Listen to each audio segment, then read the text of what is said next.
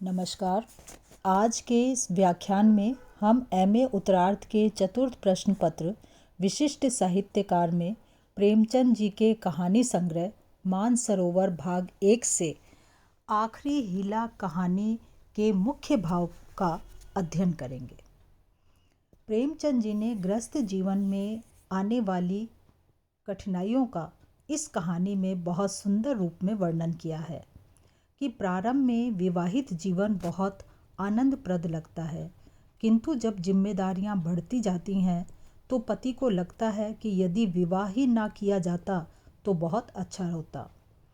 इसी कारण पति अनेक बहाने बनाकर यही चाहता है कि वह अकेला ही रहे और पत्नी तथा बच्चे उसके पास ना आए। पति अकेला रहकर पत्नी और बच्चों के कारण बढ़ने वाली व्यस्तता से मुक्त रहना चाहता है। इसके लिए वह अनेक बहाने बनाता है जिनके कारण उसकी पत्नी घर से उसके पास नहीं आती। पति के बहाने सफल हो जाते हैं, किंतु जब वह सूचना देकर पत्नी को आने से रोकता है तो यहाँ कुछ औरतें भी जबरदस्ती घर में घुस आती हैं और परेशानी पैदा करती हैं। तब पत्नी को यह बात बर्दाश्त नहीं होती। उसे किसी अन्य महिला का पति के पास आना बर्दाश्त नहीं होता और वह पूछताछ करके स्वयं ही पति के पास पहुंच जाती है। विवाहित जीवन का एक दूसरा पक्ष जो कि बहुत ही भयंकर और हृदय विदारक लेखक ने माना है, उन्होंने उसका वर्णन करते हुए भी लिखा कि बेचारा पति पत्नी के साथ रहने का सुख पाने से वंचित रहता हुआ दूर ही रहने से राहत का अनुभव करता है। वह देखता है कि कई पति अपने बच्चों को गोद में लेकर कभी तो तेल या कभी ईंधन लेने की कतार में खड़े हैं, कभी उन्हें आटे की पोटली लाते हुए देखा जाता है, कभी वे बीमार बच्चे को किसी होम्योपैथिक डॉक्टर की दुकान पर उपस्थित दिखाई देते हैं, कभी बच्चे अपने पिता से खोंचे वाले से कोई चीज़ लेने के लिए मचलते हैं।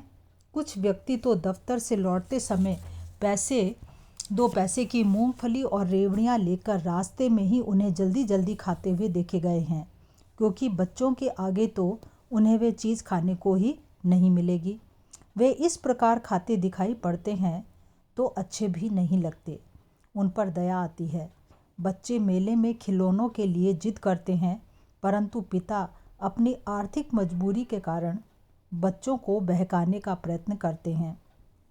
प्रस्तुत कहानी में जो पति है वह पत्र संपादक है। वह कहता है कि विवाहित जीवन के इसी भयंकर पक्ष के कारण दाम्पत्य बंधन से बचने के उपाय खोजने में ही मेरी सारी रचनाशीलता, मौलिकता, सारी योग्यता खप गई है। वह सोचता है कि जितने समय तक विवाहित जीवन की इन जिम्मेदारियों से मुक्त रहूं उतना ही अच्छा है। इसलिए पति वही पत्र संपादक चाहता है कि पत्नी उसके पास ना आए जहां वह शहर में संपादक है। कुछ दिनों से संपादक की पत्नी अपने पति के पास आने के लिए आग्रह कर रही है कि आप मुझे वहां बुला लो।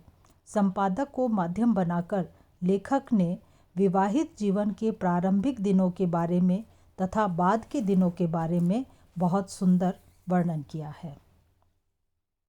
लेखक ने पत्र संपादक को माध्यम बनाकर शहरी जीवन की परेशानियों का चित्रण किया है और यह स्पष्ट करना चाहा है कि विवाह होने पर कुछ समय तक तो पत्नी के साथ रहना अच्छा लगता है।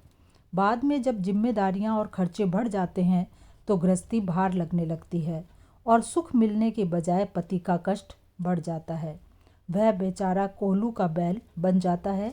इसलिए वह चाहता है कि जितने दिन इन झंझटों से, पारिवारिक या दाम्पत्य जीवन की व्यस्तता और परेशानियों से दूर रहा जाए उतना ही अच्छा है। इसके लिए कोई पति कैसे कैसे बहाने सोच सकता है, उनकी कुछ झलक यहाँ इस कहानी में दी गई है। कोई पत्नी यह सहन नहीं कर सकती कि अन्य स्त्री उसके पति के पास आए। यह अधिकार तो वह अपने पास ही रखना चाहती है। उसे शक होता है कि कहीं पति अन्य किसी स्त्री से घनिष्ठता ना बढ़ा ले।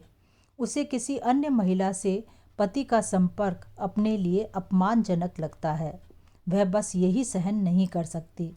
लेखक ने दाम्पत्य जीवन की जिम्मेदारियों, पति की कठिनाइयों का बड़ा स्वाभाविक और रोचक वर्णन इस कहानी में किया है। सचमुच दाम्पत्य जीवन बड़ी जिम्मेदारियों से भरा हुआ है, जिनके निर्वाह में विवाहित जीवन का सुख ही एक प्रकार से समाप्त हो जाता है। शायद यही बात को ध्यान में रखकर तुलसीदास जी ने भी कहा है, तुलसी गाई बजाई के देत काठ में पाँव। यानी विवाह तो लोग गा बजाकर धूमधाम से खुशी खुशी कर लेते हैं, लेकिन वह विवाहित जीवन के आगे काठ में पैर देने जैसा कष्टदायक सिद्ध होता है। यही भाव प्रस्तुत कहानी में बहुत सुंदर और रोचक ढंग से अभिव्यक्त किया गया है। धन्यवाद।